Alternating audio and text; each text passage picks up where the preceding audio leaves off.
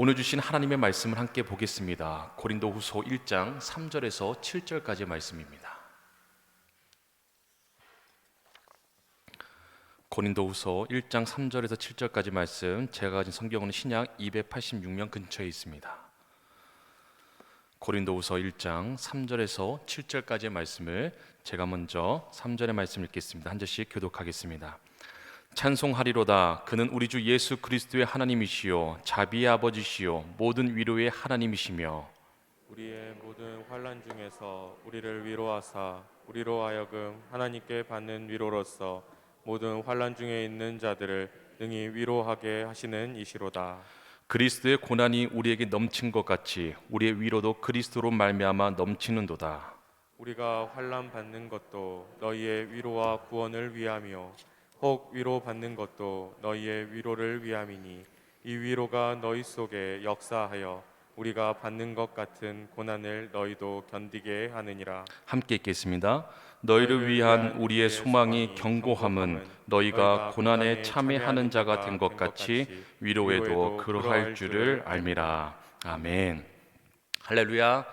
예배 드리시는 여러분 모두에게 주님의 평화가 함께 하시기를 간절히 소망합니다.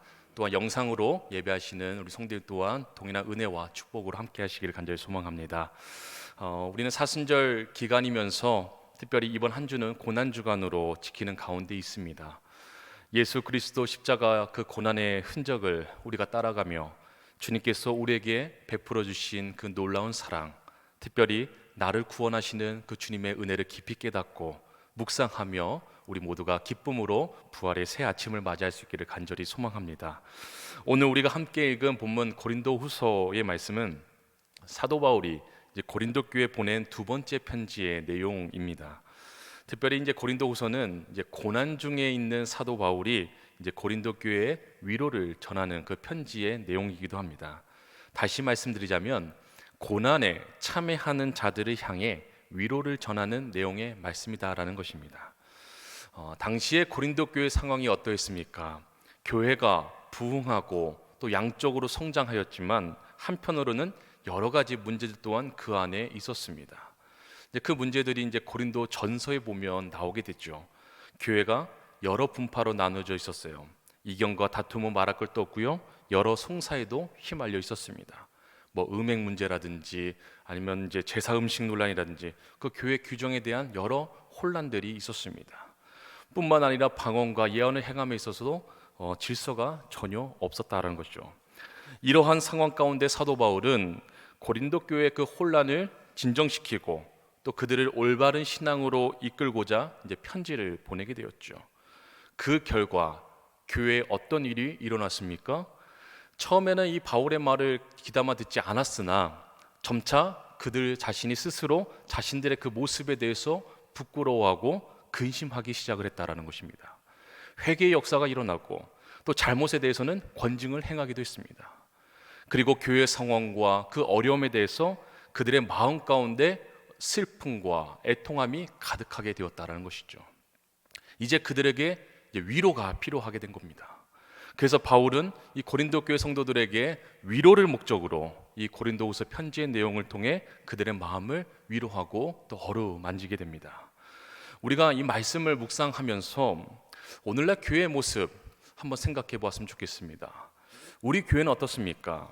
고린도 교회처럼 교회 안에서 어떤 성도 간의 분쟁이나 다툼이 있습니까? 혼란이나 무질서가 있나요? 그렇지가 않죠. 참으로 감사한 일입니다. 정말로 그리스도의 몸된 교회를 위해서 기도하고 또 수고하며 섬기는 그런 분들이 많이 계십니다. 참으로 감사한 일이 아닐 수가 없죠. 하나님 중심, 성경 중심, 교회 중심의 신앙을 함께 고백하며 기도하면서 지금까지 우리가 빛과 소금의 사명의 역할을 감당하지 않았습니까? 성도님들의 그 눈물과 기도, 수고와 섬김, 그 헌신이 있었기에 우리가 감사함으로 나아갈 수가 있었다라는 것이죠. 그러한 감사 제목들 위에 계속해서 우리는 끊임없이 나 자신을 돌아볼 뿐만이 아니라 우리의 신앙과 또 교회 공동체를 위해서 계속해서 우리가 기도로 나아가야 된다는 것입니다. 이 시간 고난의 상황 가운데 있는 고린도 교회에 위로를 전하고자 하는 그 사도 바울의 마음이 어떠했을까? 우리가 오늘 말씀을 통해서 잠깐 깨닫기를 원합니다. 그리고 더 나아가서 우리 주님의 마음이 어떠하셨을까를 우리가 조금이라도 깨달으며 우리가 귀한 은혜를 함께 나누기를 간절히 소망합니다. 오늘 함께 읽은 본문 3절의 말씀을 보시면 이렇게 시작을 하고 있어요. 찬송하리로다. 찬송하리로다. 이것은 어떤 감탄과 감격의 참 표현입니다. 기쁨을 표출해내고 있는 것이에요. 무엇이 사도 바울로 하여금 이러한 감격과 기쁨을 표현하게 했을까요? 바로 우리 하나님 때문에 그렇다는 거죠. 우리 3절의 말씀 한번 읽겠습니다. 3절의 말씀 함께 읽겠습니다. 찬송하리로다. 그는 우리 주 예수 그리스도의 하나님이시요 자비의 아버지시요 모든 위로의 하나님이시며. 아멘. 사도 바울은 고백합니다. 우리 주 예수 그리스도의 하나님, 자비의 아버지, 모든 위로의 하나님이심을 고백합니다. 바울은 고린도 교회를 향한 이 편지를 시작하면서 그들에게 하나님의 은혜와 평강을 기원하였어요. 그런데 그 은혜와 평강을 주시는 하나님은 어떤 분이십니까? 우리 주 예수 그리스도의 하나님이세요. 자비의 아버지십니다. 모든 위로의 하나님이시다라는 것입니다. 이 마음을 사도 바울이 가장 먼저 고린도 교회 성도들과 간절히 나누고 싶었기에 그 편지 내용 서두에 이렇게 고백한 거예요. 우리도 이 시간 바울이 고린도 교회에 전하고 싶은 그 하나님을 찬양하기 위해 지금 우리가 예배 자리에 나와 있습니다. 우리 성도님들은 예배 가운데 어떤 하나님을 느끼고 계시나요?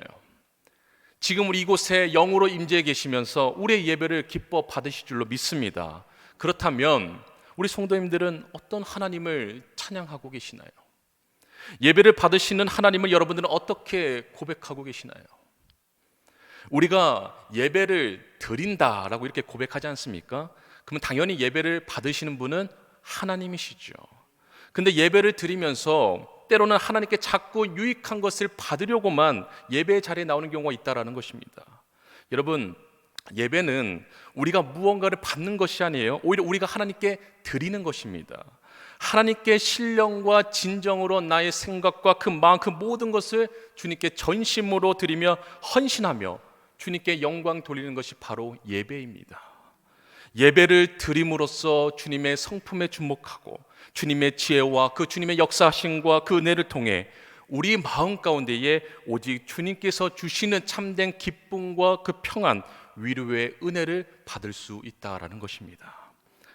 바울은 이 편지를 시작하면서 정말로 감격에 겨워서 하나님을 찬양하고 있는 거예요. 우리도 그래야 될 줄로 믿습니다. 예배 자리뿐만이 아니라 삶의 자리 그 어디서든 우리가 하나님을 예배할 수 있어야 되는 거예요. 우리의 입술을 열어서 하나님께 우리가 바울과 같이 고백하며 나아갈 수 있기를 간절히 소망합니다. 예수 그리스도의 하나님, 자비의 아버지, 모든 위로의 하나님이심을 고백해야 됩니다. 바울은 이어서 하나님을 찬송하는 이유를 이제 이렇게 얘기해요. 우리 4절의 말씀을 한번 읽겠습니다. 4절입니다. 우리의 모든 환난 중에서 우리를 위로하사 우리로 하여금 하나님께 받는 위로로서 모든 환난 중에 있는 자들을 능히 위로하게 하시는 이시로다. 아멘. 바울이 하나님을 찬송하는 이유가 구체적으로 무엇입니까? 두 가지가 나오죠. 하나는 하나님께서 우리의 모든 환난 중에서 우리를 위로해 주셨다라는 것과, 둘째는 하나님께서 우리에게 위로를 주셔서 이제 그 위로로 다른 모든 환난 중에 있는 자들을 능히 위로하게 하신다라는 것입니다. 이 두 가지 이유 가운데에 여기서 바울과 고린도 교회의 관계가 잘 나오고 있는 거예요. 그동안의 상황들이 고스란히 잘 나타나 있는 것이죠. 바울은 자신이 겪고 있는 그 모든 환난의 이유를 분명히 알고 있었습니다. 바로 그 환난을 통해서 하나님의 위로가 임하였기 때문이다. 이 사실을 말이죠. 우리가 겪고 있는 그 고난의 이유를 다 알지는 못합니다. 고난을 허락하신 분이 누구인지를 알 때까지는 바르게 해석되지도 않습니다. 하지만 바로 그것을 통해서 하나님의 넘치는 위로가 임하십니다. 그리고 거기에서 끝나지가 않아요. 그 위로로 말미암아 또 다른 환난당한 자들을 위로할 수 있게 하신다라는 것입니다. 바울이 지금 그러하다는 거예요. 여기서 말하는 환난당한 자들은 고린도 교회를 말하고 있는 거예요. 사도 바울이 그 환난에 대해서 아무것도 몰랐다라면 고린도 교회 위로를 전하는 일은 가능하지 않았을 것입니다. 하나님의 위로를 경험해 보지 않았다면 그건 불가능한 일이다라는 거예요.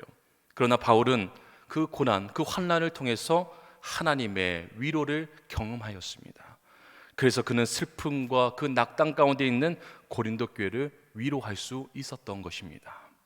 하나님의 위로가 무엇인지를 알았고요, 그분의 위로가 한없이 흘러나오고 있기 때문에 그렇다는 거죠.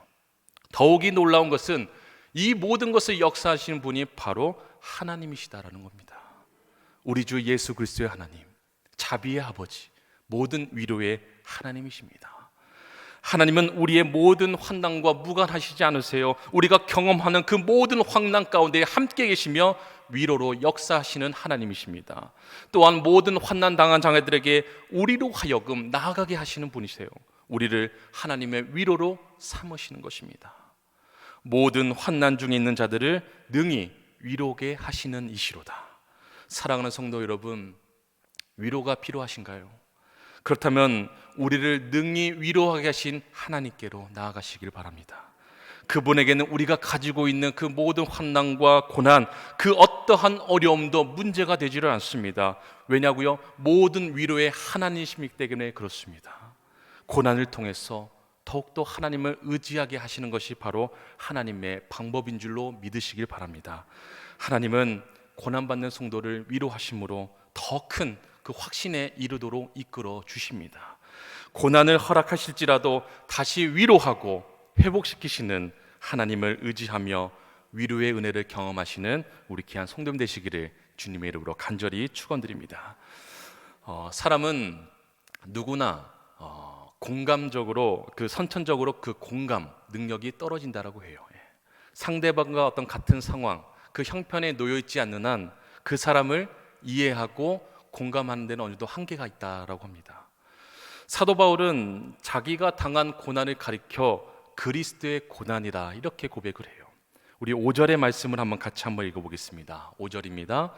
그리스도의 고난이 우리에게 넘친 것 같이 우리의 위로도 그리스도로 말미암아 넘치는도다. 아멘. 바울은 자신이 당한 고난이 그리스도의 고난이라 말합니다. 그리고 그 고난이 자신에게 넘쳤다라고 고백을 해요. 우리에게도 여러 가지 고난이 있습니다. 우리가 알고 있는 대부분의 고난은 어떤 것입니까? 어떤 내 자신의 어떤 상황과 관련된 것이 대부분 아니겠습니까? 가족이 될 수도 있고, 어떤 건강의 문제, 직장의 문제, 사업의 문제, 그런 문제들이 될 수가 있죠. 근데 우리가 겪는 고난은 그리스도의 고난이라고까지 말할 만한 것이 많지가 않습니다. 사랑하는 성도 여러분, 여러분들이 지금 겪고 있는 고난이 있으십니까? 그것이 어떠하든 간에 우리 주님과 연관지어 보시길 바랍니다. 주님께 다 가지고 나아가시길 바랍니다. 그럴 수만 있다라면 그 고난을 통해서도 하나님의 놀라운 위로와 회복시키는 은혜를 경험할 수가 있습니다. 그때 진정한 회개가 나올 수가 있는 거예요. 그때 혹여 미워하거나 어떤 다툼이 있는 사람에 대한 그 용서, 그 죄사함이 일어날 수가 있는 것입니다. 우리의 인생 가운데 하나님의 주권을 다시 인정하는 일이 발생된다는 것이죠. 그러한 삶의 고난과 어떤 고통의 자리일지라도 그 가운데서 우리는 하나님의 뜻을 발견할 수가 있다라는 것입니다. 바울은 오직 복음을 위해 그리스도의 고난을 감수했습니다. 우리가 만일 우리 자신만의 문제가 아니라 주님 때문에 고난을 감수한다라면 어떻게 되겠습니까? 지금 그리스도의 고난이 우리에게 넘치게 된다라면 어떻게 하겠습니까? 한 목사님이 책에서 고난에 대해 이렇게 말씀을 하세요. 고난은 유익이다. 고난은 포장지로 분간하기 어려운 선물이다. 그리스도인들의 고난은 구원이라는 큰 숲 속의 작은 나무나 가지의 이야기다. 그렇기 때문에 그리스도의 고난이 가져다 든 상상할 수 없는 선물에 비춰볼 때만 인간의 고난들이 비로소 해석될 뿐이다. 이렇게 이야기합니다. 우리가 살고 있는 이 시대가 인간에게 유독 더 많은 그 고난을 안겨주고 있는 것은 아니에요. 우리가 점점 고난을 해석하고 그 받아들이는 능력이 점점 줄어들고 있기 때문에 그렇다는 것이죠. 그러한 고난을 해석하고 받아들이는 능력은 주님께 그 고난의 문제를 가지고 나아갈 때만이 비로소 얻을 수가 있다라는 것입니다. 어떤 분이 이렇게 표현하더라고요. 14번 두드려 맞으면 14K가 되고 18번 두드려 맞으면 18K가 되고 24번 두드려 맞으면 어떻게 돼요? 순금이 된다. 고난은 정금이 되는 지름길이다. 이렇게 표현을 하시더라고요. 고난을 이긴 만큼 깊어지게 된다는 것입니다. 깊어질 때의 고난이 유익이 되고 하나님의 놀라운 위로와 회복케 하시는 그 은혜를 경험하게 된다는 것입니다. 이 사실을 믿으시는 여러분 되시기를 간절히 소망합니다.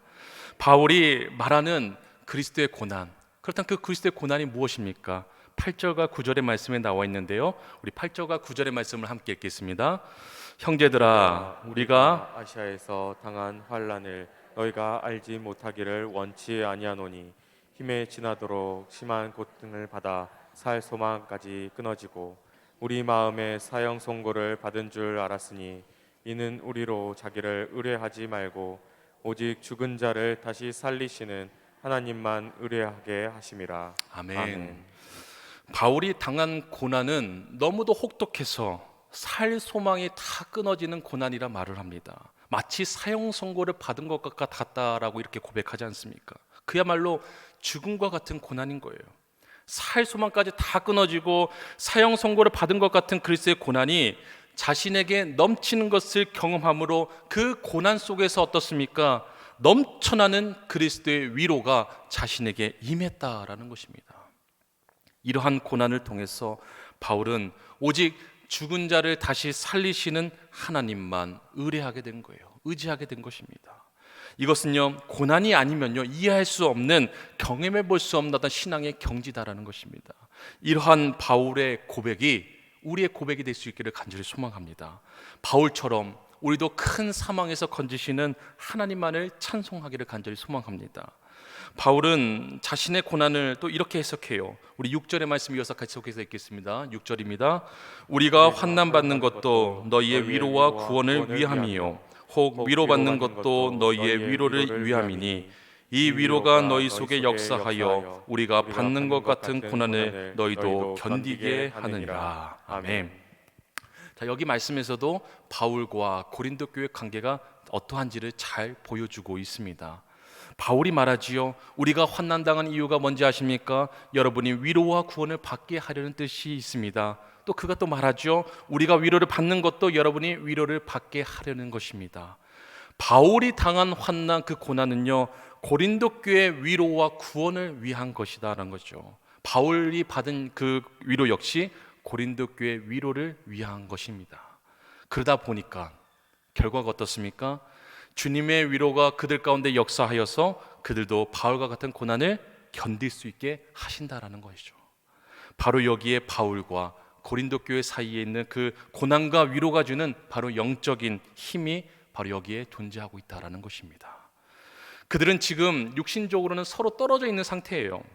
그러나 고난과 위로로 서로 그 엮여져 있다라는 것입니다. 그러다 보니까 나의 고난은 그들의 위로요, 나의 위로도 또한 그들의 위로가 되며, 고난은 위로를 낳고 또 위로가 위로로 전달되며 그 위로는 고난을 견디게 해준다라는 사실, 이 사실을 바울이 깨닫고 발견하고 나서 고린도 교회에게 그 사실을 전해주고 있다라는 것입니다.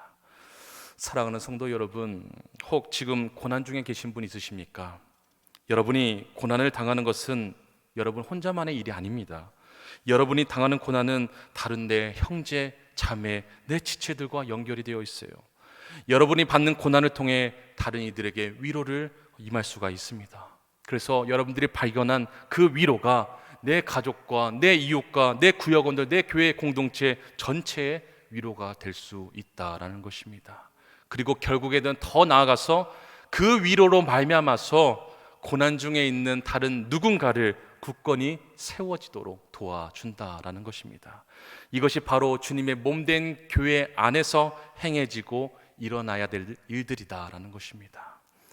우리가 진정 서로의 아픔에 대해서 위로하고 있는지, 진정 함께 우리가 신앙생활하고 있는 교우들을 위해서 서로의 고난까지 감수하며 우리가 살아가고 있는지를 계속해서 우리가 생각해 보아야 될 것입니다.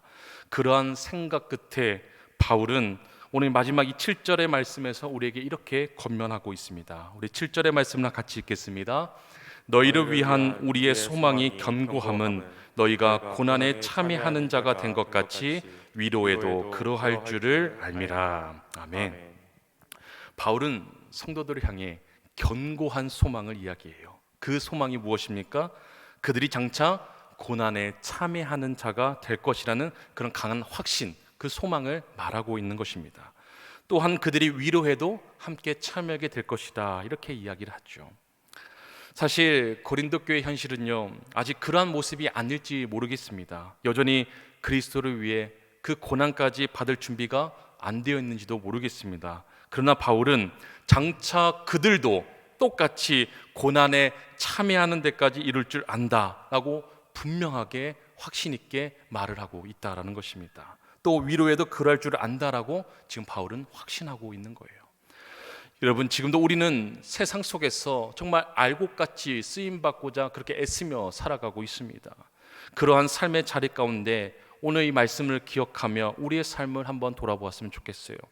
때로는 신앙생활을 너무 편안하게만 하려고 하지는 않는지, 적당히 예배드리기 좋다라고 만족하고 있지는 않은지, 교회 안에서 주어지는 그 혜택에만 관심을 가지고 있지는 않은지, 너무 많은 것을 가지고는 우리 자신만 보고 있지는 않은지, 어쩌면 사회적으로 높은 지위와 경제적인 여유, 높은 학력이 주님을 온전히 따르는 데 장애가 될 수도 있습니다. 그럼에도 불구하고 우리는 자원하여서 오늘 말씀처럼 고난에 참여하는 자리로, 고난과 함께하는 자리로 우리가 나가야 될 줄로 믿습니다. 성경이 말하는 것은 분명합니다. 복음과 함께 고난을 받으라. 고난 없는 복음은 없다. 주님을 위해, 다른 이들을 위해 고난에 기꺼이 참여하라. 바로 그때 우리 가운데 임하시는 하나님의 위로를 경험하게 된 줄로 믿습니다. 혹 어떤 분들은요, 또 그렇게 생각할지도 모르겠어요. 고난을 받으라는 것에 너무하는 거 아닙니까? 어떻게 우리 보고 고난을 받으라고 이야기할 수가 있는가요? 이렇게 생각할지도 모르겠지만, 그런데 여러분, 확실한 증거를 하나 말씀드리겠습니다. 확실하고 그 분명한 증거는 바로 예수 그리스도의 십자가입니다. 그분이 몸소 고난을 당하셨어요. 십자가에 비견될 수 있는 이 고난은요, 이 세상에 아무것도 없습니다. 주님이 왜 이런 고난을 자처하셨을까요? 바로 그 고난의 십자가를 통해서만이 우리를 향한 구원과 회복이 가능하기 때문에 그렇다는 것입니다. 고난의 십자가가 우리를 하나님의 위로에 가깝게 해주기 때문에 그렇다라는 말씀입니다. 지금도 고난의 현장에서 하나님을 찾는 이들이 많이 있음을 보게 됩니다. 저 북한 땅을 보더라도 고통 가운데 그 숨죽이면서 기도하며 예배하는 그 그리스도인들이 많이 있지 않습니까? 저 미얀마 땅에서도요, 우크라이나 땅에서도요, 살 소망이 끊어지는 그러한 상황에서도 하나님의 위로를 붙들며 살아가고 있는 사람이 얼마나 많이 있습니까?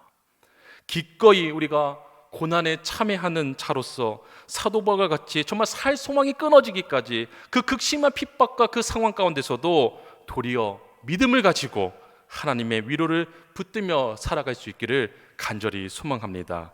말씀을 정리하겠습니다. 우리 살아가는 성도 여러분, 우리는 우리의 이웃, 다른 형제, 자매의 아픔을 외면해서는 안 됩니다. 우리 주변에 고난당하고 있는 이들을 외면해서는 안 됩니다. 우리 교회가 지금 4월에 생명 나눔의 달로 우리가 기도하고 지키지 않습니까? 귀한 생명을 사랑하고 또 이웃의 아픔에 위로하며 돕고, 또 어려운 가운데 있는 그 우크라이나, 또 산불비를 고통받는 이재민들을 위해서 우리가 계속해서 우리가 기도하면서 부족하나마 또 귀한 마음과 손길들을 그렇게 나누지 않았습니까? 바울이 말하는 고난에 참여하는 자가 되어 하나님의 위로를 경험하면서 그 위로의 사랑, 그 은혜를 통하여 우리 이웃들에게 나누며 살아가야 되는 이 책임이 바로 우리에게 있다라는 것을 깨달으시는 여러분 되시기를 간절히 소망합니다. 고난받는 이들에게요, 손을 내밀면서 기꺼이 내 자신이 그 고난에 동참할 준비가 되어 있어야 되는 거예요. 하나님께서 먼저 우리의 고난 가운데 찾아오셨습니다. 예수님께서 고난받는 우리와 함께 하셨어요.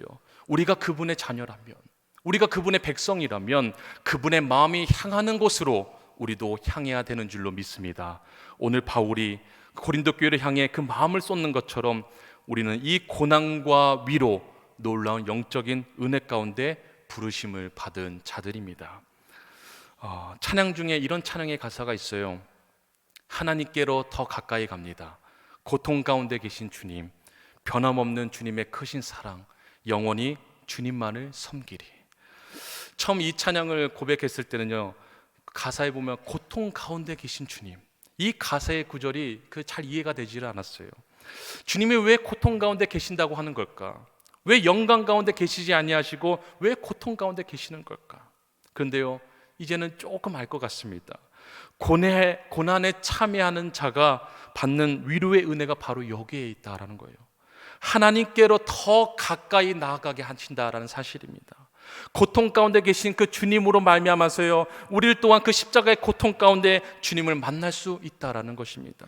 바로 거기에서 변함없는 주님의 그 놀라운 사랑을 깨닫습니다. 주 예수 그리스도의 하나님, 자비의 아버지, 모든 위로의 하나님, 예배드리는 저와 여러분 모두가 고난에 참여하는 자가 되어서 하나님의 위로를 붙들고 그리스도를 기억하며 또 함께 신앙생활하는 많은 성도들에게, 또 이웃들에게 그 위로를 전하며 그리스도의 소망으로 살아갈 수 있기를 주님의 이름으로 간절히 축원드립니다. 함께 기도하겠습니다. 자비로우시며 모든 위로와 소망 되시는 하나님 아버지, 특별히 고난주간 우리를 향한 그 십자가 사랑과 은혜를 기억하여 주님께 예배드리게 하시는 은혜에 감사를 드립니다. 주님, 우리가 기꺼이 고난에 참여하는 자가 되기를 간절히 소망합니다. 주님의 위로에 함께 동참하기를 소망합니다.